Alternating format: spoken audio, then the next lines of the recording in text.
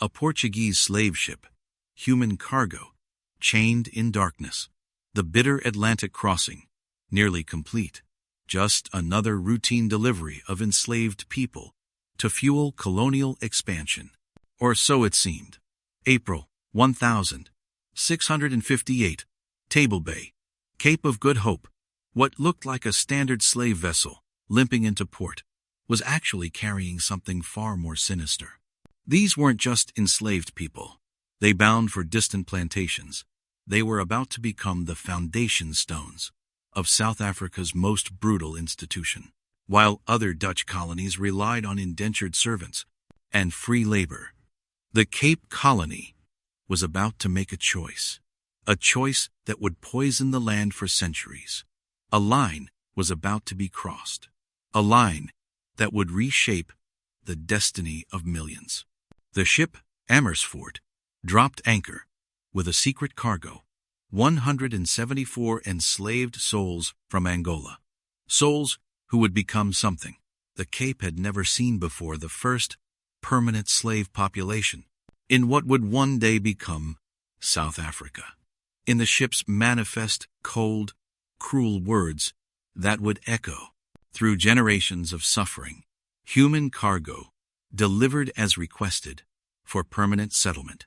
What the Dutch didn't know, that fateful decision would unleash a system of racial oppression that would consume South African society for more than 300 years. I'm Dr. Adam Cameron, and this is the Missing History Records. The story of slavery at the Cape is one that cuts to the very heart of South African identity. For decades, apartheid historians minimized this dark chapter, painting early Dutch settlement as a story of hardy pioneers and voluntary labor. But the truth is far more complex and infinitely more disturbing. In confronting this history today, we face a difficult balance. We must neither sanitize the brutality of what happened, nor allow the horror to overshadow the resilience and the humanity of those who endured it. Today, we explore how 174 human beings, stolen from their homeland, sold into bondage, became the unwilling architects of a slave society that would define South Africa for centuries to come. Why did the Dutch choose slavery? How did they justify the unjustifiable? And what were the shocking realities that these first enslaved people faced when they arrived at the southern tip of Africa? Stay with me as we uncover 6 devastating truths about 1658, the year slavery took root. At the Cape of Good Hope, in the spring of 1658, the Dutch East India Company faced a crisis that would forever alter the moral landscape of South Africa. The Cape Colony, barely 6 years old, was hemorrhaging money and struggling to survive. Jan van Riebeeck's grand vision of a self-sustaining refreshment station was crumbling under the weight of reality. The Khoikhoi people, whom the Dutch had hoped to use as a labor force, proved unwilling to work under European supervision. Free Dutch settlers, the Vrijburgers, were too few and too independent-minded to provide the massive labor force needed for the colony's ambitious agricultural projects. The company's own servants? Expensive, temporary, and constantly dying from disease. Van Riebeeck's solution was as pragmatic as it was morally catastrophic: permanent slave labor. Shocking fact number 1. The decision to import slaves was made not out of necessity, but out of greed. Contrary to popular belief, the Cape Colony wasn't failing when slavery was introduced. It was actually beginning to show promise. Van Riebeeck's journals from early 1658 reveal a man obsessed, not with survival, but with profit margins. He wrote to his superiors in Amsterdam, "The land yields well, but our profits are consumed by wages. We require permanent laborers who cost nothing beyond their initial purchase and basic sustenance." The Dutch East India Company's response was swift and calculating. They had been successfully using enslaved labor in their Indonesian colonies for decades. Why not bring the same system to Africa? The first slave ship, the Amersfoort, was specifically commissioned for this purpose. Captain Abraham Gabama received orders that read like a shopping list for human misery. Acquire 200 healthy specimens from the Angola coast. Preference for young males, suitable for agricultural labor. Transport to Cape Colony for permanent settlement. But this wasn't just about labor. It was about creating a new kind of society. Unlike the temporary indenture systems used elsewhere, the Cape would become something unprecedented in Dutch colonial experience. A permanent slave society, where human bondage was the foundation of economic life. The irony was staggering. The same Dutch Republic that prided itself on religious freedom and resistance to Spanish tyranny was about to create one of the most enduring slave societies in the Southern Hemisphere. Shocking fact number 2. The first slaves weren't from a single location. They were deliberately sourced from different regions to prevent unity. The human cargo aboard the Amersfoort wasn't randomly assembled. Dutch slave traders had learned hard lessons from slave revolts in their Indonesian colonies. Their solution? Diabolically simple: divide and conquer. The 174 enslaved people who arrived in April 1658 came from at least 6 different regions of Angola. They spoke different languages, belonged to different ethnic groups. There were Ambundu people from the highlands, Congo people from the coastal regions, and various other groups whose names have been lost to history. Captain Gabema's logbook reveals the strategy. Care taken to ensure no large groups from a single tribal origin. Mixed cargo reduces risk of coordinated resistance. Among the enslaved were people whose lives had been utterly shattered. There was Domingo, a former metalworker from Luanda, captured during a Portuguese raid. Maria, a young woman sold by her own uncle to pay a debt. Francisco, barely 16, kidnapped while tending cattle near the Kwanza River. Their stories, preserved in fragmentary Dutch records, paint a picture of systematic cultural destruction. Families were deliberately separated, children torn from parents, spouses sold to different masters. The Dutch didn't just want labor, they wanted to ensure that these human beings could never again become a coherent community and capable of resistance. The linguistic diversity was particularly cruel. Imagine being chained next to someone with whom you couldn't even communicate in your shared misery. The Dutch records note, with satisfaction, the diversity of tongues among the slaves reduces the likelihood of conspiracy. This wasn't just slavery. It was cultural genocide. By design, when the Amersfoort finally dropped anchor in Table Bay on the 28th of April, 1658, its human cargo had already endured horrors that would have broken lesser spirits. The Middle Passage from Angola had taken 3 months. 3 months of disease, death, and dehumanization. Ship's records, preserved in the Cape archives, reveal the devastating toll. Of the 200 people who had been loaded onto the ship in Luanda, only 174 survived the journey. 26 human beings had died in the ship's hold and were thrown overboard like refuse. Dr. Johannes van der Meer, the colony's physician, examined the survivors and left us a chilling account. The slaves arrived in deplorable condition. Many show signs of scurvy, dysentery, and the peculiar melancholy that afflicts their kind. Several are too weak to stand and must be carried ashore like cargo. Shocking fact number 3. The first slaves were immediately branded and renamed. Their African identities systematically erased. Within hours of arrival, the dehumanization process began in earnest. Each enslaved person was branded with the VOC mark, the Dutch East India Company's logo, burned into human flesh, like a stamp of ownership. The branding took place in the courtyard of the Castle of Good Hope, that star-shaped fort that still stands today as a monument to colonial power. But the physical branding was only the beginning. Every enslaved person was given a new name, a Christian name, that would replace their African identity forever. Domingo became Sunday. Maria kept her first name, but lost her surname and her family connections. Francisco became Franz. The renaming wasn't random. It was a deliberate assault on identity. Dutch records show that names were chosen specifically to reflect the enslaved person's expected role in colonial society. Strong young men received names like Fortune, or Sturk, strong.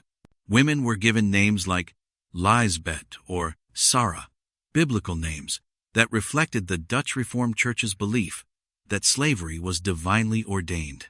One of the most heartbreaking documents in the Cape Archives is a list compiled by Company Secretary Abraham Bogert. In neat handwriting, he recorded the transformation. The Angolan known as Nzinga shall henceforth be called Abraham. The woman called Katemba shall be Sarah. The boy answering to Kandala shall be David. With each stroke of the pen, centuries of family history, cultural memory, and personal identity were erased. Shocking fact number 4. Enslaved people were immediately put to work on projects that would benefit the colony for centuries, and their labor was never compensated. The morning after their arrival, still weak from the sea voyage, traumatized by the branding process, the enslaved people were put to work. Their first task was brutally symbolic.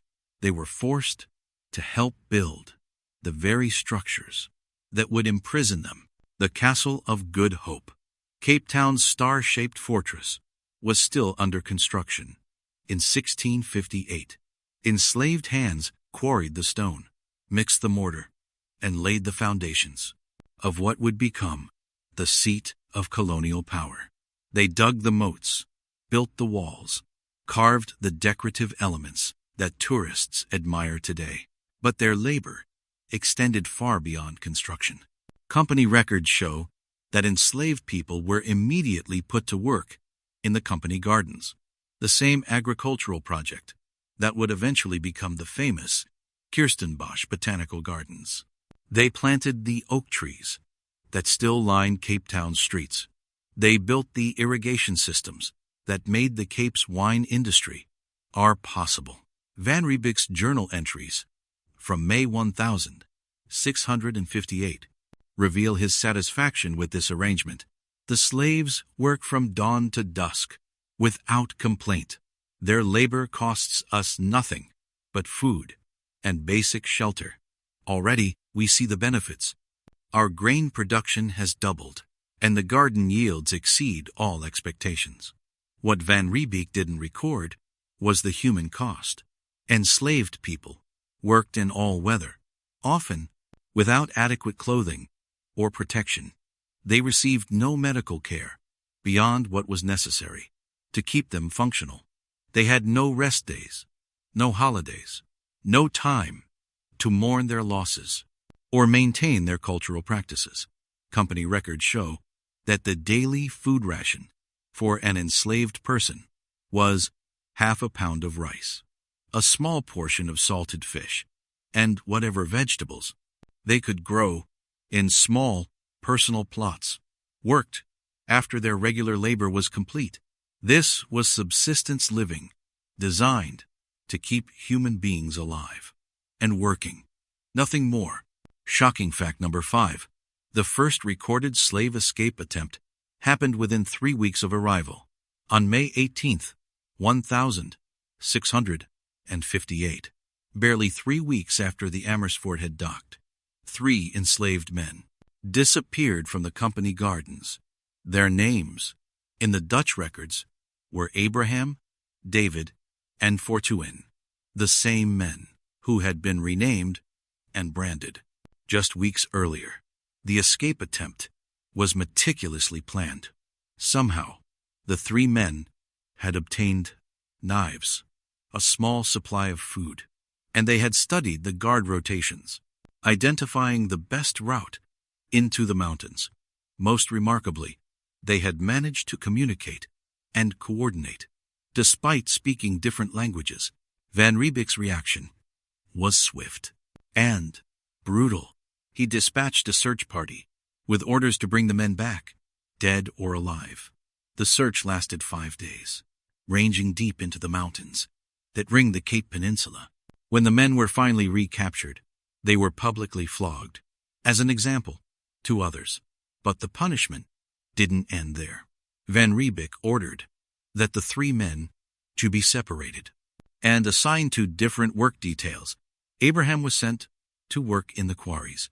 David was assigned to the forge, and Fortuin was put to work in the castle's kitchen.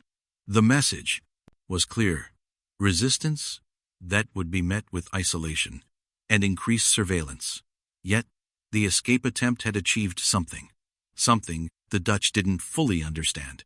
It had proven that the enslaved community could organize, could communicate, and could act collectively, despite all efforts to divide them. It was the first crack in the system that the slave owners believed was unbreakable. Shocking fact number 6. The enslaved community developed a secret language and cultural practices that preserve their African heritage. Perhaps the most remarkable aspect of Cape slavery was the enslaved community's ability to create new forms of culture and identity under the most oppressive conditions imaginable. Cut off from their homeland, separated from their families, and forbidden to practice their traditional customs, they still found ways to maintain their humanity and their connection to their roots. Within months of their arrival, the enslaved people at the Cape had begun developing what linguists now call Cape Creole, a unique language that blended Portuguese, Dutch, Malay, and various African languages. This wasn't just a practical communication tool. It was a form of cultural resistance.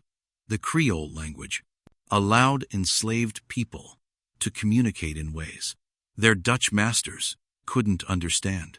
They could share information about work conditions, plan resistance activities, and maintain oral traditions from their homelands. Dutch records from the period frequently complain about the gibberish spoken by the slaves, not realizing they were witnessing the birth of a new language. Religious practices proved equally resilient. Although the Dutch Reformed Church required all enslaved people to attend Christian services, many maintained their traditional spiritual beliefs in secret. They created syncretic religious practices, blending Christian symbolism with African spiritual traditions. Archaeological evidence from slave quarters at the Castle of Good Hope reveals fascinating details about this hidden cultural life. Excavations have uncovered small carved figurines, ritual objects made from local materials, and even what appear to be shrine areas where enslaved people could maintain connections to their ancestral traditions. Music became another form of resistance and cultural preservation. Enslaved people developed work songs that served multiple purposes. They helped coordinate group labor, maintained cultural memories, and provided a form of emotional release. Some of these songs contained coded messages about escape routes, safe houses, and planned resistance activities. The Dutch authorities were aware of these cultural practices, but they struggled to suppress them effectively. Because how do you ban a language that has no written form?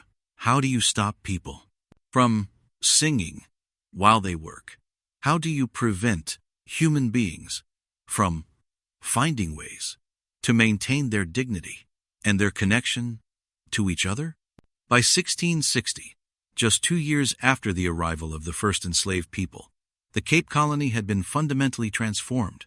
What had begun as a small refreshment station had become the foundation of a slave society that would define South African social relations for centuries. The success of enslaved labor in the Company Gardens had convinced Dutch authorities to expand the system dramatically. Ships arrived regularly from Madagascar, Indonesia, India, and various parts of the African coast, each carrying human cargo to feed the colony's growing appetite for unpaid labor. The enslaved population grew rapidly through both importation and natural increase. By 1665, there were over 300 enslaved people at the Cape. By 1700, the number had reached nearly 1,000 pounces. Each new arrival was subjected to the same brutal process of branding, renaming, and cultural erasure that had marked the experience of the first 174. But the system was evolving in ways that made it even more entrenched and even more difficult to challenge. Private colonists began purchasing enslaved people from the Dutch East India Company. Slavery moved from the Company Gardens into private homes, farms, and businesses. Throughout the colony, the legal framework for slavery became increasingly sophisticated and oppressive. The colony's first comprehensive slave code, enacted in 1662, codified the dehumanization that had begun with the arrival of the Amersfoort. Enslaved people could not own property. They could not move freely. They could not marry without their owner's permission. And they could not testify against free people in court. But perhaps most importantly, the slave code established the principle of hereditary bondage. Children born to enslaved mothers would automatically become enslaved themselves. This meant that slavery was no longer just about the individuals who had been captured in Africa. It was about creating a permanent underclass that would serve the colony for generations. The psychological impact of this system was devastating. Enslaved parents knew that their children would face the same brutal conditions they endured. There was no hope of eventual freedom, no possibility of return to Africa, no escape from a system designed to extract maximum labor while providing minimal human dignity. Yet, even under these conditions, the enslaved community continued to resist and continued to adapt. They created new forms of family structure that could survive the constant threat of separation. They developed economic strategies that allowed them to accumulate small amounts of money and property, despite legal prohibitions, and they maintained cultural traditions that gave meaning and continuity to their lives. By the end of the 17th century, the Cape Colony had become something unique in the Dutch Empire, a settler society built entirely on enslaved labor.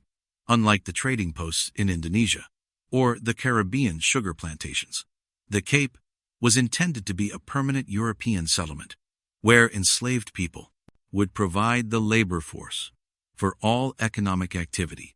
This had profound implications for South African society. It meant that from the very beginning, the Cape Colony was structured around the power, racial inequality, and labor exploitation.